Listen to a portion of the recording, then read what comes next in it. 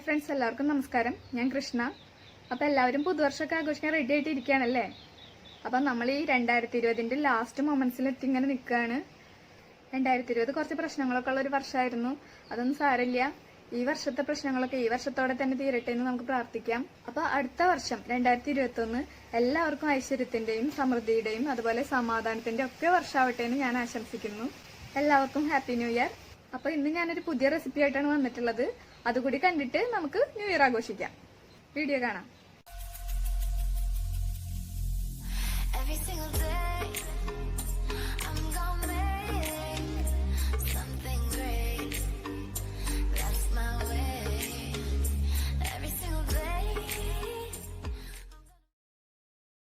നമ്മളിന്ന് ഉണ്ടാക്കാൻ പോകുന്നത് വളരെ എളുപ്പത്തിൽ ഉണ്ടാക്കാൻ പറ്റുന്ന ഒരു സേമിയ ഉപ്മാവാണ്.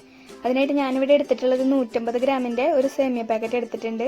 ഇത് റോസ്റ്റ് ചെയ്തതല്ല, നോൺ റോസ്റ്റഡ് ആയിട്ടുള്ള സേമിയാണ്. റോസ്റ്റഡ് സേമിയയും റോസ്റ്റ് ചെയ്യാത്ത സേമിയയും നമുക്ക് അവൈലബിൾ ആണ്. ഞാൻ കുറച്ചുകൂടി പ്രിഫർ ചെയ്യുന്നത് റോസ്റ്റ് ചെയ്യാത്ത സേമിയയാണ്. നമുക്ക് തന്നെ വാങ്ങിയിട്ട് അത് നമുക്ക് റോസ്റ്റ് ചെയ്തിട്ട് ഉപയോഗിക്കുമ്പോഴാണ് കുറച്ചുകൂടി ടേസ്റ്റ് എനിക്ക് തോന്നിയിട്ടുള്ളത്. ഈ സേമിയനെ നമുക്ക് സേമിയ എന്ന് മാത്രമല്ല വെർമിസെല്ലി എന്നും പറയാറുണ്ട് കേട്ടോ. ഇനി അതിലേക്ക് വേണ്ട ഇൻഗ്രീഡിയൻസ് എന്തൊക്കെയാണെന്ന് നോക്കാം. ഇൻഗ്രീഡിയൻസിന്റെ ലിസ്റ്റാണ് ഇവിടെ കൊടുത്തിട്ടുള്ളത്. ഇത് ഡീറ്റെയിൽഡ് ആയിട്ട് നമുക്ക് ഉണ്ടാക്കുന്ന സമയത്ത് പറയാം. ആദ്യം നമുക്ക് സേമിയ റോസ്റ്റ് ചെയ്തെടുക്കാം. അതിനായിട്ട് ഒരു പാൻ ചൂടാവുമ്പോൾ അതിലേക്ക് 1/2 ടീസ്പൂൺ നെയ്യ് ഒഴിച്ചു കൊടുക്കാം. ഈ നെയ്യ് ഓപ്ഷണലാണ്. നെയ്യ് യൂസ് ചെയ്യാതെയും നമുക്ക് സേമിയ വെറുതെ തന്നെ റോസ്റ്റ് ചെയ്തെടുക്കാം. നെയ്യ് ഒന്ന് ചൂടായിട്ട് വരുമ്പോൾ നമുക്ക് എടുത്തു വെച്ചിട്ടുള്ള സേമിയ, 1 കപ്പ് സേമിയോളം വരും, 150 ഗ്രാമാണ് എടുത്തിട്ടുള്ളത്. അത് അതിലേക്ക് ഇട്ടിട്ട് നന്നായിട്ടൊന്ന് വഴറ്റിയെടുക്കണം. സേമിയ നെയ്യിൽ വറുത്തെടുക്കുകയാണെങ്കിലേ ഒരു പ്രത്യേക മണവും അതുപോലെ ഒരു നല്ല രുചിയൊക്കെ ഇതിന് കൂടുതൽ കിട്ടും. ഈ സേമിയ മീഡിയം ഫ്ലെയിമിൽ ഇട്ടിട്ട് നന്നായിട്ട് ഇളക്കിക്കൊണ്ടേ ഇരിക്കണം. ഇല്ലെങ്കിൽ ഇത് പെട്ടെന്ന് തന്നെ അടിയിൽ കരിഞ്ഞു പിടിക്കും.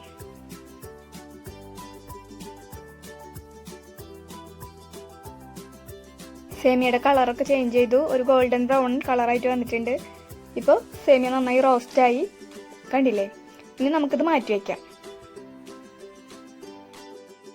ഒരു പാൻ ചൂടാകുമ്പോൾ അതിലേക്ക് 1 ടേബിൾ സ്പൂൺ ഓയിൽ ഒഴിച്ചു കൊടുക്കാം. ഞാനിവിടെ സൺഫ്ലവർ ഓയിലാണ് എടുത്തിട്ടുള്ളത്. ഏത് വെജിറ്റബിൾ ഓയിൽ വേണമെങ്കിലും നമുക്ക് യൂസ് ചെയ്യാം. ഞാനിവിടെ ടീസ്പൂൺ കൊണ്ട് അളക്കുന്നതുകൊണ്ടാണ് ഇത്രയും ഒഴിച്ചു കൊടുക്കേണ്ടി വന്നത്. എണ്ണ ചൂടായിട്ട് വരുമ്പോൾ അതിലേക്ക് ഒരു 1/2 ടീസ്പൂൺ കടുകിട്ട് ഒന്ന് പൊട്ടിച്ചെടുക്കാം. കടുക് പൊട്ടി വരുമ്പോൾ അതിലേക്ക് 1/2 ടീസ്പൂൺ ഉഴുന്നുപരിപ്പ് ഇട്ട് കൊടുക്കാം. പിന്നെ ഉണക്കമുളക് ഒന്ന് പീസാക്കിയിട്ട് ഇട്ട് കൊടുക്കാം. പിന്നെ 1 ടീസ്പൂൺ ഇഞ്ചി ചെറുതായി അരിഞ്ഞതും കൂടി ഇട്ട് കൊടുത്തിട്ട് ഒന്ന് മിക്സ് ചെയ്തെടുക്കാം.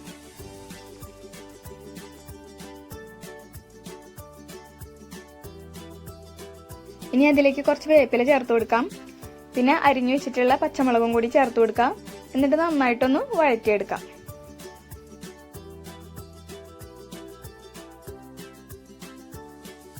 ഒരു 4-5 കശുവണ്ടി കൂടി ചേർത്ത് കൊടുക്കാം.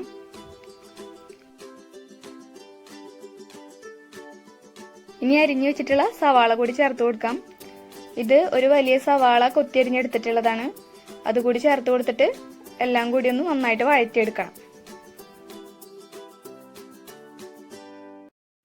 സവാള ഒന്ന് സോഫ്റ്റ് ആയിട്ട് വരുമ്പോൾ നമുക്കതിലേക്ക് ക്യാരറ്റ് ചേർത്ത് കൊടുക്കാം. ഇതൊരു ചെറിയ പീസ് ക്യാരറ്റ് അരിഞ്ഞെടുത്തിട്ടുള്ളതാണ്. വെജിറ്റബിൾസ് നമുക്ക് ഇഷ്ടമുള്ളതൊക്കെ ആഡ് ചെയ്ത് കൊടുക്കാം കേട്ടോ. ഇനി തേങ്ങ ചിരവിയത് ചേർത്ത് കൊടുക്കാം. ഞാനിവിടെ ഒരു ചെറിയ മുറി തേങ്ങ ചെരുവിയത് മുഴുവനായിട്ട് എടുത്തിട്ടുണ്ട്. ഇത് നിങ്ങളുടെ ഇഷ്ടത്തിനനുസരിച്ച് തേങ്ങ വേണമെങ്കിൽ കുറച്ചൊക്കെ എടുത്താൽ മതി. ഒരു 1/2 മുറി തേങ്ങ ഒക്കെ ചെരുവിയത് എടുത്താൽ മതിയാവും. സാധാരണ ഈ നോർത്ത് ഇന്ത്യൻസ് ഒക്കെ തേങ്ങയൊന്നും ചേർക്കാണ്ടാണ് സേമിയ ഉപ്പുമാവ് ഉണ്ടാക്കാറ്. എനിക്ക് തേങ്ങ ചേർക്കുന്നത് നല്ല ഇഷ്ടമായതുകൊണ്ട് ഞാൻ ഇത്ര എടുത്തെന്നുള്ളൂ. ഇനി നമുക്കതിലേക്ക് ആവശ്യമുള്ള വെള്ളം ചേർത്ത് കൊടുക്കാം. 1 കപ്പ് സേമിയയ്ക്ക് 1.5 കപ്പ് വെള്ളമാണ് ഞാൻ എടുത്തിട്ടുള്ളത്. ഇനി ശ്രദ്ധിക്കേണ്ടത് സേമിയ എടുത്ത അതേ അളവ് പാത്രത്തിൽ തന്നെ നമ്മൾ വെള്ളം എടുക്കാൻ ശ്രമിക്കണം. ഞാൻ നോർമൽ വാട്ടറാണ് എടുത്തിട്ടുള്ളത്. ഇനി നമുക്കതിലേക്ക് ആവശ്യത്തിനുള്ള ഉപ്പിട്ട് കൊടുക്കാം. ഉപ്പിട്ട് കൊടുക്കുമ്പോൾ ശ്രദ്ധിക്കേണ്ട കാര്യം എന്താണെന്ന് വെച്ചാൽ ഈ വെള്ളത്തിൽ ഉപ്പിന്റെ അളവ് കുറച്ച് കൂടുതൽ നിൽക്കണം. എന്നാൽ മാത്രമേ നമ്മൾ സേമിയ ഇട്ട് കഴിഞ്ഞ് അത് വേവിച്ചെടുക്കുമ്പോൾ കറക്റ്റായിട്ട് സേമിയയിലൊക്കെ പിടിച്ചു കിട്ടുള്ളൂ. അതിനുശേഷം നമുക്കിതൊന്ന് മൂടി വെച്ചിട്ട് തിളപ്പിച്ചെടുക്കാം. വെള്ളം നന്നായി തിളച്ച് വന്നിട്ടുണ്ട്. ഇനി അത് ഓപ്പൺ ചെയ്തിട്ട് നമുക്ക് അതിലേക്ക് നേരത്തെ വറുത്ത് വെച്ചിട്ടുള്ള നമ്മുടെ സേമിയ ഇട്ട് കൊടുക്കാം.